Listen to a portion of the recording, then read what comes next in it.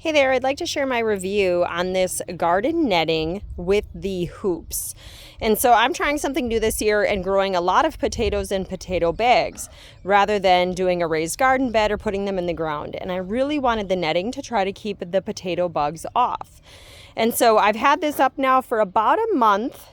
And I just tweaked it today by adding in some wooden stakes because I put my potato bags right here next to our driveway where there's a lot of granite. And so the green stakes that it comes with are not going into the soil quite like I would want to. So if you had nice soft garden soil, these would slide right in.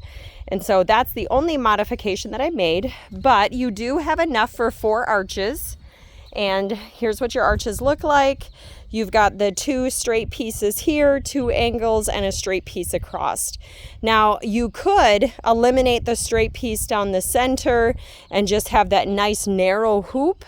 And then you could actually make maybe another 1 or 2 of these. But this is how I chose to kind of put mine together. So there's a little bit of variation that you can do with that. But overall, it is holding up really well.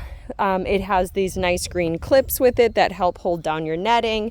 The netting does have extra on each side, as you can see, and this is about how long it is. So I've got some 10-gallon garden bags, a 3 cubic foot, some 3-gallon and 2-gallon garden bags in there. And so as you can see, it's holding quite a few plants. So very happy with it so far. The rain is going through it really nicely. I was able to fertilize right through it, a liquid fertilizer.